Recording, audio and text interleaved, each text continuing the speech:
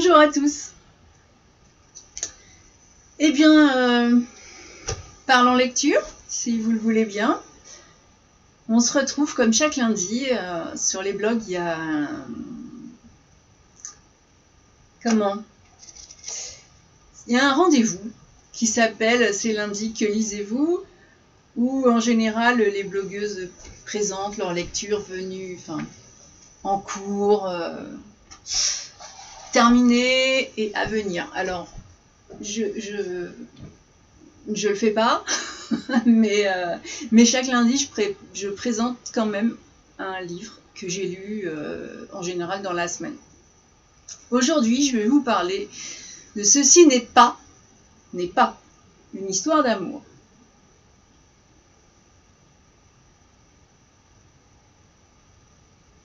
Par un auteur que je ne connaissais pas, ce qui est normal, Marie-Hélène de Cagnières. Elle a écrit ce premier roman pendant la crise sanitaire.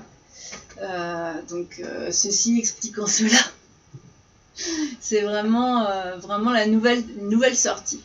Voilà, donc c'est un vraiment petit roman. Il n'y a pas 200 pages. C'est moi ce que j'appelle du feel good. Enfin, c'est pas que moi qui appelle ça comme ça, d'ailleurs. C'est un roman feel good qui pose une question marrante sur la féminité.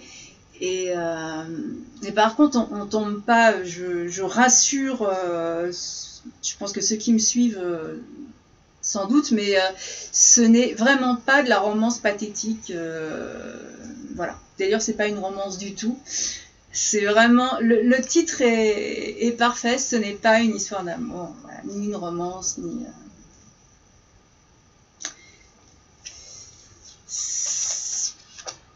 La couverture, déjà, moi, je l'ai trouvée très sympa. Cette discussion-là, au bord de l'eau,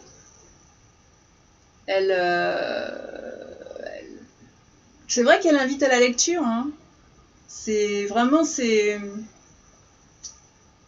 le genre de couverture qui fait envie. Voilà, c'est exactement l'endroit où... je sais pas, parce que ils ont quand même des trucs chauds, l'eau doit pas être bien... L'eau doit être un peu froide. Mais c'est vrai que ça donne le sentiment, je ne sais pas ce que vous en pensez, mais ça donne le sentiment d'un bon moment de partage. Ce roman va vous parler principalement de deux personnages. Alors, il y a la femme qui s'appelle Anne. Alors, à date, j'ai paumé ma cliquette. La femme s'appelle Anne et elle a 52 ans, elle est divorcée, elle vit toute seule. Et puis finalement, cette solitude, elle a fini par l'apprécier. Voilà. Mais elle a à cet âge-là une grande question existentielle. Alors je sais que si certaines femmes m'écoutent, elles vont s'y retrouver, parce que c'est quelque chose que j'entends souvent. C'est quoi être femme? Alors, on a attribué à Simone de Beauvoir la citation suivante: « On ne naît pas femme, on le devient ».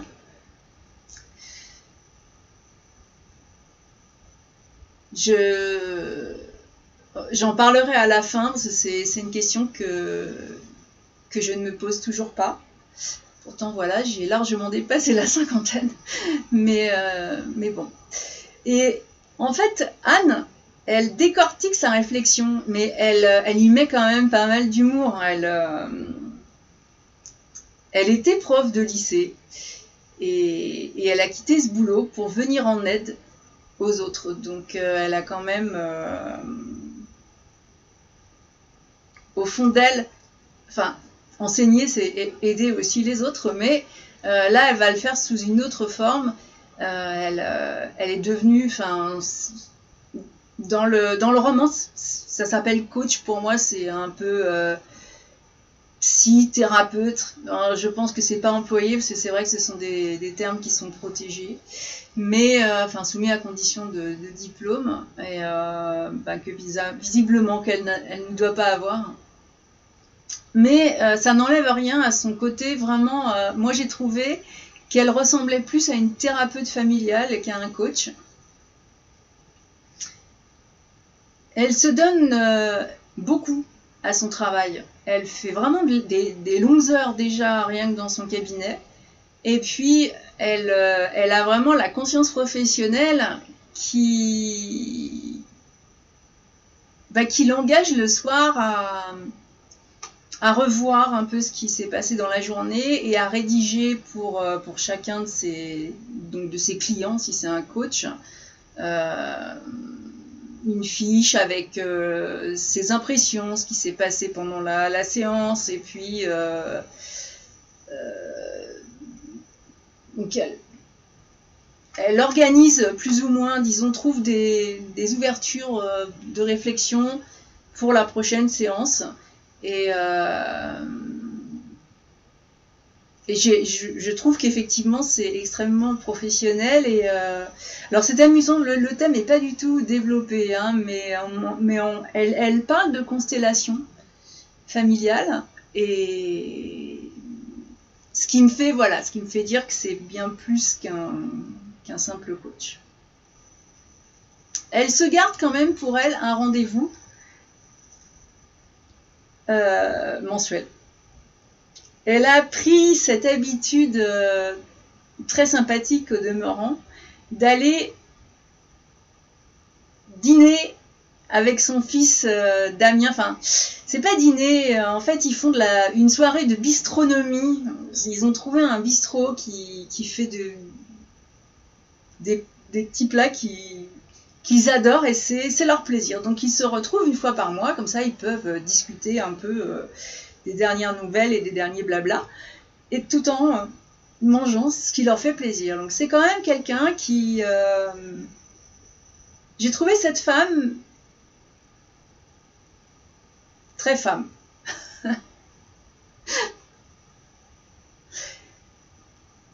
Mais elle raconte que quand elle était plus jeune, elle avait un rêve. Elle avait décidé de rejoindre une amie qu'elle s'était faite dans un camp dans son pays, en Belgique elle est. Et elle avait décidé de faire un voyage au Canada et de rejoindre cette amie avec qui elle a continué une correspondance quelque temps. Et puis petit à petit, l'éloignement, certainement les occupations de chacune, ont fait qu'elle a plus de nouvelles de cette amie, et puis voilà, et le Canada, il n'y est pas allé. Voilà. Et pourtant, elle le dit, hein, à 20 ans, elle y pense toujours. À 20 ans, j'avais rêvé d'aller au Canada. Je crois qu'il ne faut jamais laisser ses rêves en suspens aussi longtemps que ça. Je ne sais pas ce que vous en pensez. On va ensuite parler de l'homme de ce roman, qui lui justement, il vit au Canada. C'est l'écrivain et sa rose.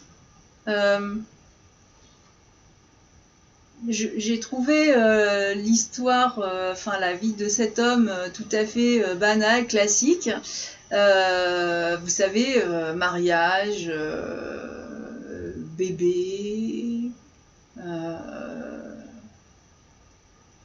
et puis un amour durable.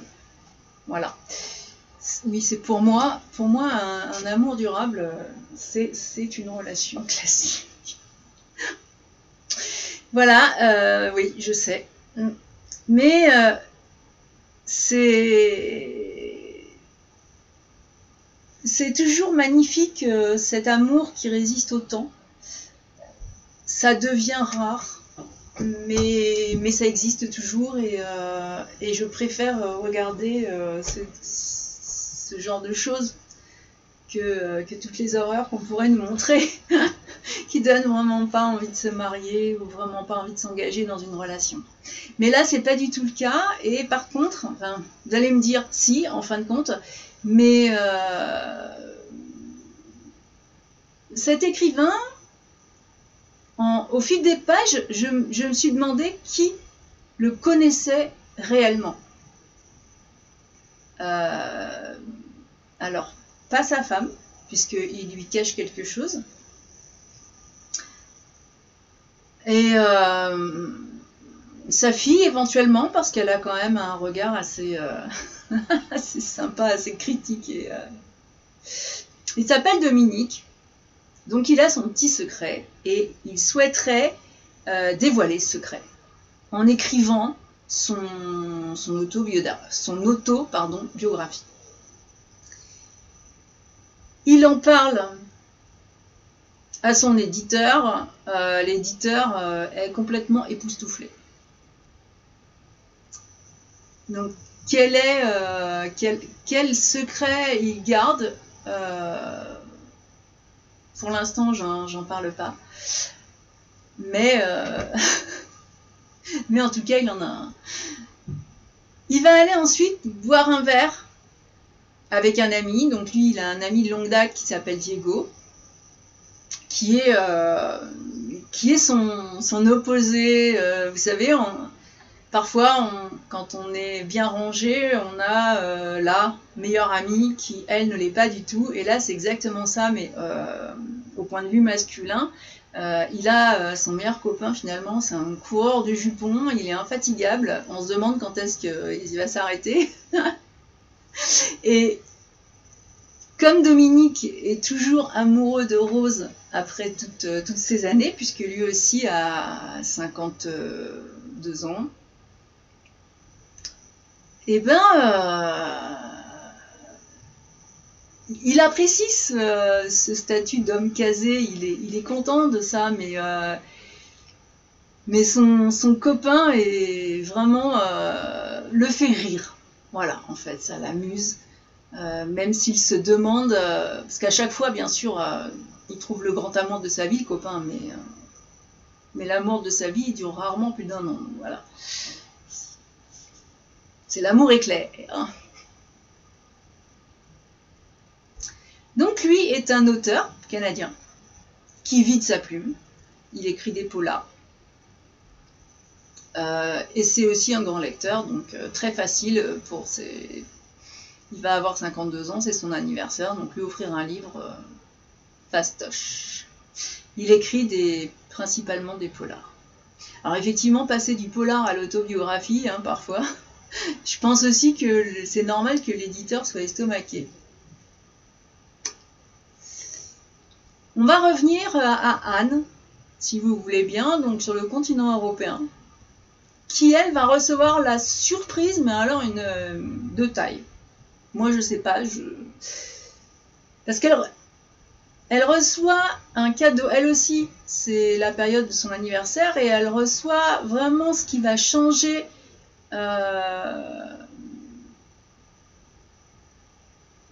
tout au moins momentanément, sa fameuse routine, réception cabinet, fiche le soir, bistronomie. Elle reçoit un paquet, donc elle ouvre, et le livre s'appelle Nuit blanche à Montréal. Et donc l'auteur canadien est l'homme dont je vous ai parlé tout à l'heure, qui est Dominique Cadorette. Donc elle le découvre, hein, voilà, je ne connais pas. Ce polar est le 10e roman. Et il a décidé de l'offrir à Anne. Alors on se demande bien comment il a eu son adresse. Avec une petite carte rédigée avec une encre bleue, amicalement D. Elle essaye de chercher quand même, elle se demande si elle reconnaît l'écriture, une blague. Eh bien, figurez-vous que ce rêve qu'elle a depuis ses 20 ans, donc 30 ans plus tard, elle va le réaliser, puisqu'en plus elle est invitée et elle s'envole au Canada pour Vancouver et à la rencontre de cet écrivain mystérieux. Je vous ai j'ai essayé de mettre un peu les personnages en place et l'histoire. C'est court, par rapport à ce que je vous offre habituellement, mais bon, le livre n'est pas non plus très long. J'ai trouvé que c'était un sujet vraiment super intéressant, et original d'ailleurs, au départ. Mais vous avez sûrement remarqué, à l'écoute, que je me suis quand même abstenue de vous raconter les détails qui réunissent ces deux personnages. Et ce qui est fort regrettable, c'est que tout est là, sur le 4e de couverture. Voilà. En fait, c'est ce qui fait que, enfin, dès les premières pages, on se doute de ce qui va se passer, quoi. Heureusement que l'écriture est agréable et que l'histoire est marrante et bien-être, parce que c'est vrai que sinon, ça aurait pas pu être un bon polar.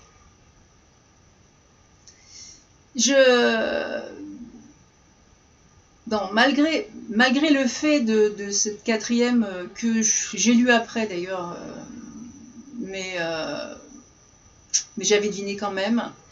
Et puis j'ai découvert quand même les personnages sympathiques. Ils sont attachants. La façon dont ils sont présentés, on s'y attache tout de suite. On a l'impression de les connaître. Et c'est vrai que je me suis dit, tiens, je pourrais presque les rencontrer. Mais l'arrivée, enfin, je sais pas, l'arrivée, au départ, on a une sorte de mystère amusant, mais il est survolé. C'est vrai qu'il n'y a pas, ça ne devient pas une intrigue. Je vous ai parlé de ce livre. Ben, vous allez vite comprendre comment il est arrivé là. Et remarquer, c'est peut-être ce qui fait le feel good, parce qu'il n'y a pas besoin de réfléchir. Je sais pas trop. Là, c'est vrai que j'ai pas une opinion vraiment tranchée là-dessus, parce que j'ai pris plaisir à lire ce livre. Donc voilà.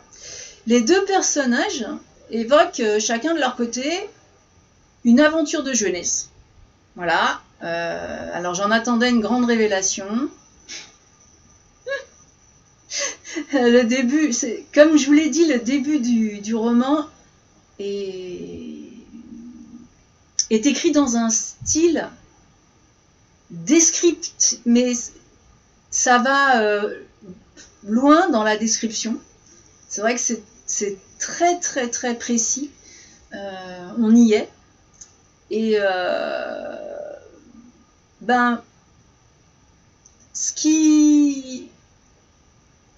cette fameuse aventure de jeunesse, elle est dévoilée en quelques pages. Ça m'a laissé franchement un vide, une sorte d'histoire inachevée, je sais pas.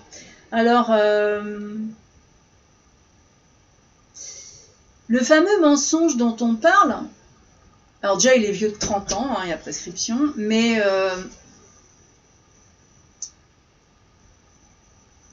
comme il est quand même révélé pour moi sur le 4e de couverture, j'ai conscience que c'est très compliqué à rédiger ce genre de choses, mais c'est, enfin, comment dire,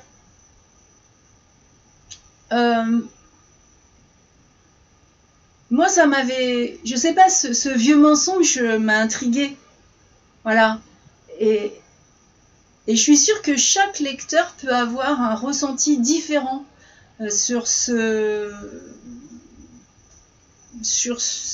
qui va être révélé, où on vous dit sur la 4e de couverture que ça doit être pardonné et accepté. Je pense qu'en 30 ans, si je réfléchis, puisque je vais avoir 54 ans, si je réfléchis à ce que je faisais quand j'avais 20 ans, j'ai fait autre chose depuis, quoi. Si quelqu'un à l'époque m'a menti pour une raison ou pour une autre, et s'il habite à l'autre bout du monde, c'est vrai que j'ai trouvé pour si peu, c'était... Bon, une belle phrase pour bien peu de choses, je le dis. Je suis désolée, j'aime pas... Mais ça reste un petit roman feel good à lire, voilà, un soir au coin du feu.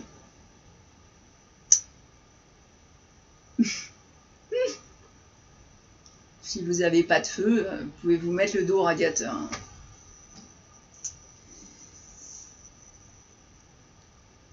D'un point de vue littéraire, la plume de l'auteur est vraiment fluide et dégage beaucoup de sentiments, et de sentiments d'amour. J'ai vraiment reçu, je crois, un cadeau avec les émotions de la rencontre entre ces deux personnages qui sont vraiment très réalistes, d'où ce que je trouve dommage, ce que je vous ai dit avant. L'auteur nous a invités dans leurs pensées. Elle nous montre comment finalement des événements peuvent être uniques à chacun d'entre nous, parce que d'un même événement vécu ensemble, on va pas forcément percevoir la même chose. Et ça c'est vraiment bien marqué et relativement marrant, intéressant, et voilà. Et c'est, je pense, oui, je pense que les personnages pourraient être des âmes sœurs, et que voilà, j'ai été déçue par le manque de développement de tout ça, mais moi je vais garder quand même un bon souvenir de ma lecture. Enfin, voilà, de la lecture, parce que de l'histoire, je suis pas certaine que ça va me rester en mémoire très longtemps. Et puis, donc, il y a eu la grande question de poser, c'est quoi être femme ?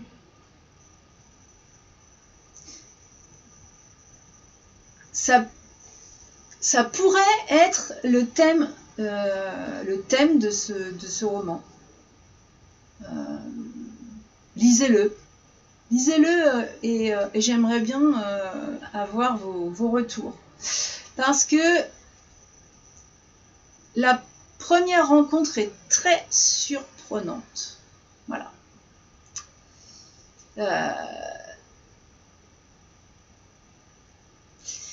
Ces personnages se sont donc déjà rencontrés 30 années plus tôt, et on peut vraiment, on aurait pu, enfin l'auteur aurait pu ouvrir une immense réflexion, même en restant dans le feel good, sur cette thématique,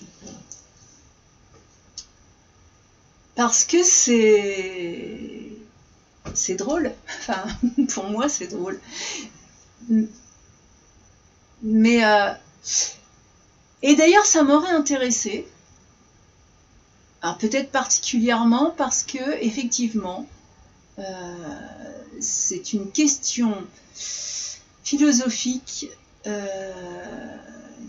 qui me semble, enfin, je ne sais pas comment le dire, c'est une question que je me suis jamais posée. Qu'est-ce qu'être une femme ? Je me suis jamais posée. Je suis née pas femme, hein, je suis née petite fille, voilà, je suis née bébé fille.